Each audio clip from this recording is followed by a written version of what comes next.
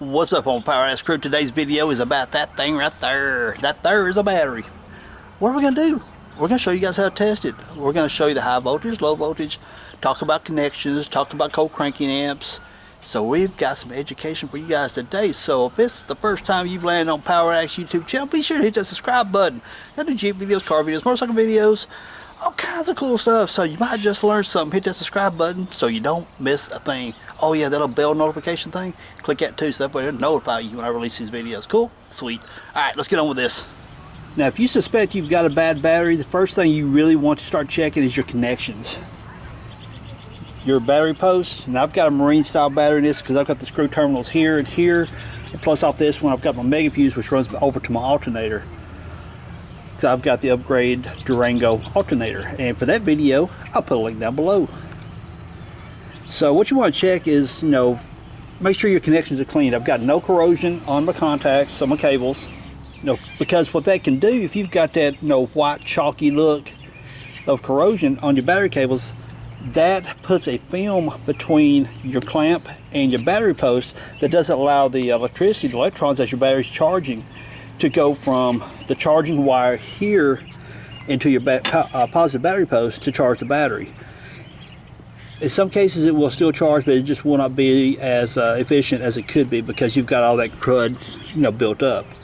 Also, if you've got a bunch of crud built up on your battery post, you can be charging okay, but whenever you turn the key, because you've got a lousy connection between your battery post and your cabling, it can't transfer that high amperage that the starter needs from the battery post to the cables down to the starter to turn over your engine, because it takes a lot of work to turn them babies over.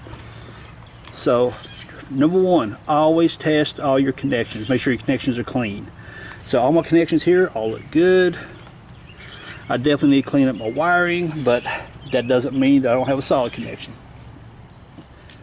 So now that we've confirmed all of our connections are good, also look at your connection on the back of your alternator down here.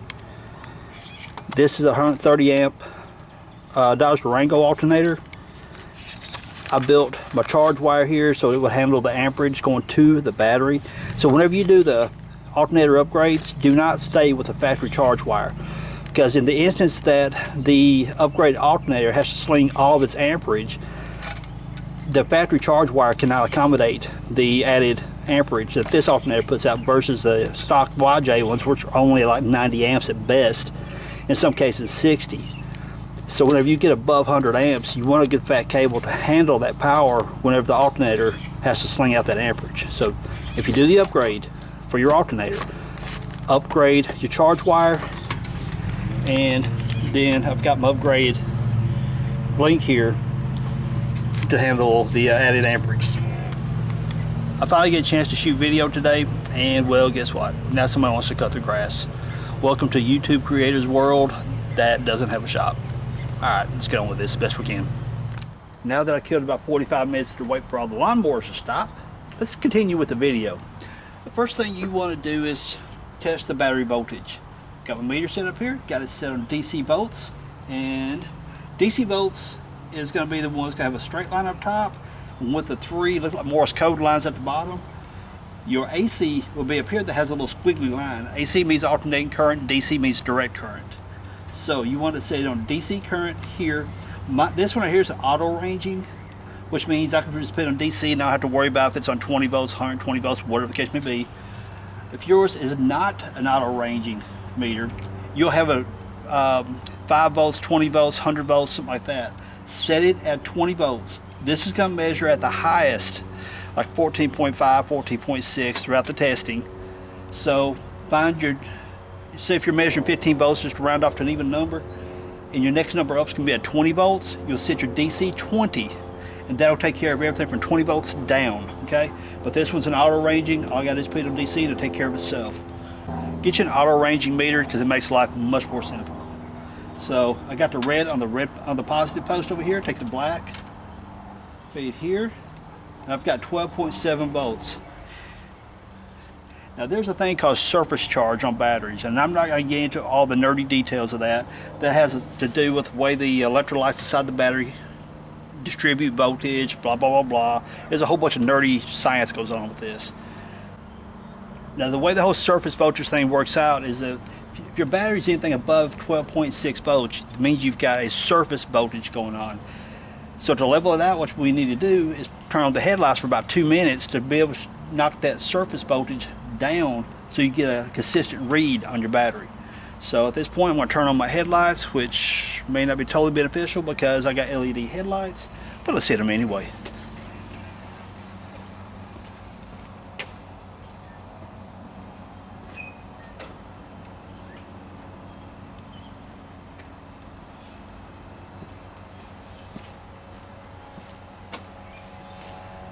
Okay, I got my headlights on. We see it pulls it down to 12.4, which is really about, we want about 12.5 is where we want it at with the headlights turned off. So we're going to leave the headlights turned on for about 2 minutes and we'll come back and see where that sets out at. So we're sitting at 12.6 right now. And so what we're going to do, I got the Jeep in neutral. I got the wheels chalked up so it don't roll nowhere. And so I'm going to turn the engine over. So when the engine turns over, what should happen, this voltage here should not drop below 10 volts. So we're set at 12.62, it's stabilized. Let's go hit the starter and see where it drops to.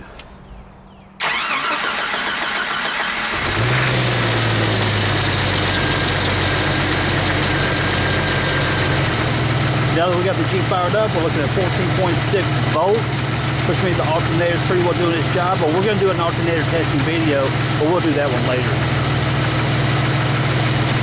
Now, as you also seen, as the Jeep started up, the starter was turning the engine over, that the voltage never dropped below 10 volts. So now we're going to turn off the key and see where the battery settles down at. Sun was changing angles on me a little bit, so I need to reposition so there's not so much glare on the meter so you can see it. So now we've got the key turned off, we're looking at 13.4. So the battery's settled out at a proper voltage. So we got a good battery, which I knew that to begin with. I just want to show you guys how to test a battery. Now, let's go over to my motorcycle. It was acting a little crazy earlier. Matter of fact, it left me stranded and I had to jump it off by the shop truck. And shop truck meaning I was at work when it happened. So let's just, I've had it on the battery charger. Let's see what it does. Disconnect the battery charger from the bike. And those of you who may not have seen this bike in past videos, it's a Honda Shadow 2003 model. To be technical, it's a VT750 DC. So what we're going to do now, we're going to test the voltage. We got this set on DC. This is the battery terminal through the little cover here. Touch here for ground. Looks like we got about 12.37 volts after pulling the battery charger off. So what I got to do at this point is figure out how to make this lead stay to a ground somewhere, find a ground that I can make it stay at. Then we're going to turn the bike over and see if the voltage drops down to 10 volts or drops down below 10 volts. I'm pretty well guaranteed this battery is bad because it left me stranded earlier and I had to use the shop truck at work to jump the bike off to get home. And well, the battery's about 7 years old, so it's way past due. I'm surprised it's lasted this long. So let me figure out how to set my ground up to hold it in place, and I'll be right back with you. Okay, hoping that meter stays put because I wanted it up off the pipe. Even though I'm not going to leave it running long enough to have to worry about it, but I still didn't want to lay it on the pipe. Got my ground set up, got my positive set up. I'm reading 12.35 volts. So the key's in the ignition. Let's turn this thing over and see if we can see how much the voltage drops. Okay, I just turned the key on. Bike's in neutral. Let's hit the starter.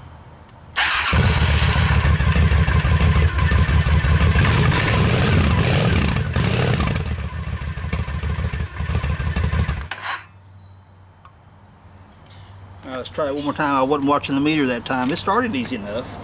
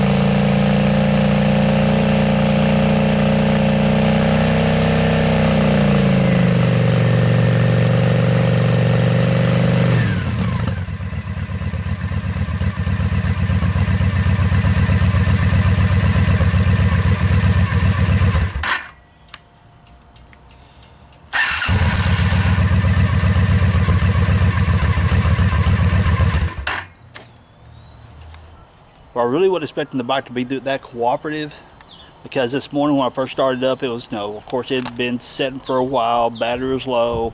I charged it up and it just ran, click, click, click, click, click, charged up a little long, click, click, click, click, and it finally kicked in and it ran fine. Then once I got started up, I let it sit and idle for a little while. Come by, rev it up, hold the throttle open, say about, 1,000 RPMs or so. Hold it for about 15-20 seconds. Let it sit and idle a little bit. Come back and hit the throttle again, hold it about 1,000 RPMs. And let it hold it, 30-45 seconds, something like that. And I just kind of let it idle like it, just kind of wake the bike up, because it's been a while since it had been run. And before I took off on it, and I only work, according to Google Maps, 1.8 miles from the house now, where I used to work in Nashville, which was like 35 miles one way.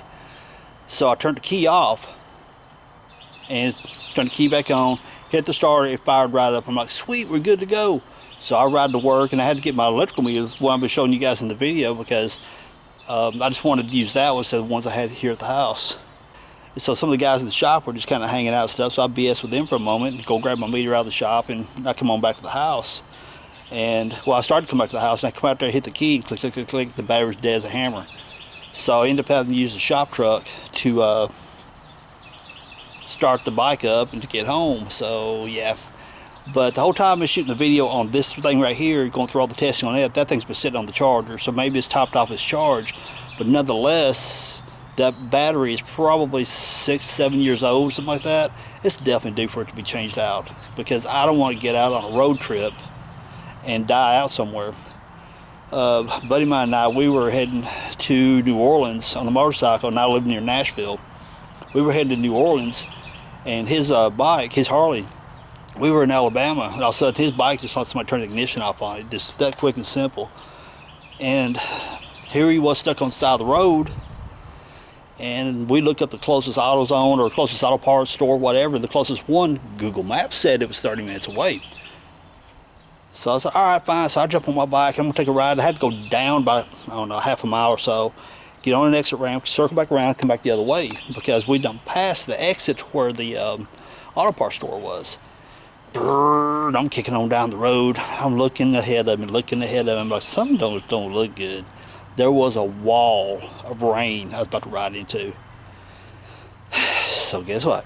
I pull over, put my rain suit on, and took off my half helmet, put on my full helmet to knock off all that rain. Because if you guys ever been on a motorcycle and you get stuck in the rain on a bike, that crap stings. It's like taking a little bunch of little paintballs and shooting you with it. That stuff stings. So what Google Maps said was a half an hour turned into an hour. I get into that auto parts store, buy the battery, hour back, and he's sitting on the side of the road, of course, waiting for me to get back. And he dressed up, because that rain was coming toward me. Of course, it was heading toward him as well, but he was broke down on the side of the road, so he wouldn't have got his rain gear on, because he ain't got a place to go. He's just going to stand out in the middle of the rain. So here he is, standing out there in the rain. He's hiding up in the woods as best he can to block off some of the rain, looking like Jason Voorhees hiding. Yeah, it was a fun trip, it really was. Anyway, we stuck the battery in that thing, headed on back down, headed to New Orleans, hung out in New Orleans for the night, kicking, partying a little bit. We get up next morning, we come across Lake Pontchartrain Causeway, come down the beach road, going into around Long Beach, going into Biloxi, Mississippi. Hung out in Biloxi, Mississippi for a couple days to see my son, who was stationed at the Air Force Base there at the time. Then we shagged on back to Nashville. It was a good ride. It turned into a really good ride. But long story short is, before you go on these road trips, be sure your battery's in good shape. I will be buying a battery for that bike the next couple of days, because it has never given me issues up until today. And it was repetitive issues up until now, and here it is, I'm shooting a video showing you guys what diagnosing a dead battery, and that battery should have been KO'd, but it wants to act like it's got some sense now. So nonetheless, I'm definitely replacing the battery. Now that my motorcycle's done made a liar out of it, because I know that battery's bad, it was this morning, let's talk about cold cranking amps. Looking at 600 cold cranking amps. Now we're going to ignore the fact that this is a marine battery, because it's also got that 750 MCA, but we're going to ignore that thing. We'll get into that kind of stuff later. And before you guys ask me, is it better to run a marine battery or a regular car battery, let me say something. I got this battery for free, so that was really my best option. Kind of got a hook up on people swapping out batteries out of houseboats, so somebody asked me if I wanted that for free. I said, yeah.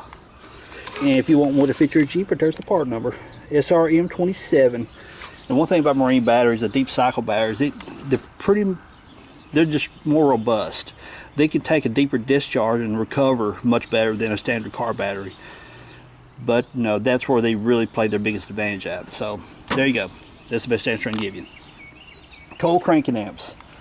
So what is cold cranking amps? Cold cranking amps is the measurement of amperage that a battery can deliver at 0 degrees Fahrenheit for 30 seconds and not drop below 7.2 volts. Meaning this is a 600 cold cranking amp battery. You can put a 600 amp load on it for 30 seconds and it does not drop below 7.2 volts at 0 degrees Fahrenheit. So it stands to reason to get the highest cold cranking amps for your vehicle as possible. But also in most cases that higher cold cranking amps means a physically bigger battery. Meaning your outside battery dimensions is going to be physically bigger because it has bigger plates and more material inside of it and so on, so on, so on. So it's really one of those cases you got to measure out your battery tray to see how much battery you can cram in it.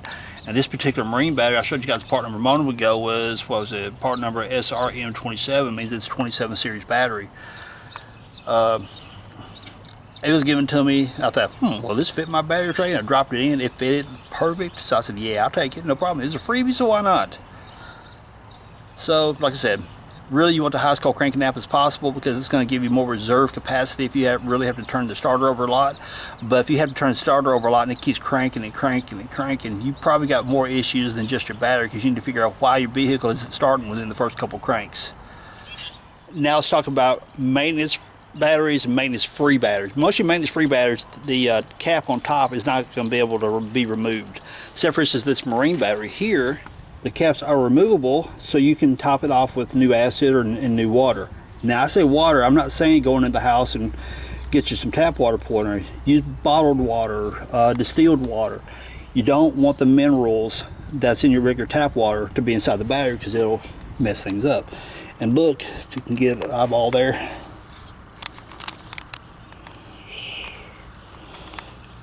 What I'm trying to show you is, if I can zoom in and make it work. Right there, you can see the reflection of the liquid inside the battery. Now look at that black line right there. That's going to kind of give you an indication of the depth of where the liquid is inside the battery. If you have to top your battery off on a maintenance style battery, do not fill it all the way up to the top because after heat and stuff like that, liquid expansion, it may push it out the top. But you just want it about a 1/4 inch above the plates inside the battery. I'm trying to get a good angle on it for you. You can see the reflection there. So if you were to have to top off a battery, like I said, use distilled water or something like that, but do not use tap water. Don't drink a beer and take a pee in it. Don't pour beer in it. You want good, clean water. And you just want to pour just enough in it that just probably about 1/4 inch above the little lead plates inside there. Okay? Y'all want to see something cool? Let's look inside of a battery. So here we are looking inside of a battery. I asked my dad, I said, hey Dad, you got any old batteries laying around that I could cut up for a YouTube video to show the inside of? He said, you know what, I think I just might. And he's retired, he got nothing better to do, so he just went ahead and cut the battery open for me so I could see all the plates inside. He did a wonderful job because he shows how this plastic here, the level of this. He opened this up so I could see inside that. Here's all the sulfate crap that gets on the side of the battery that really kills your battery. You see the lead plates here where it joins onto those, but it's broken loose now through here. So what happens is all your electrons, when you charge the battery up, it swaps between these plates that transfers the energy to the batteries like that. But we'll do another video all about how batteries work. We'll do that kind of stuff later. Now you can see where this joins on all of this. There's your battery post going up into there, which comes up to here. But again, there's your other battery post there, going up there. And yes, I'm wearing a glove while I touch this thing because it might have some kind of nuclear reaction and I'll grow 2 heads or become a mutant or something.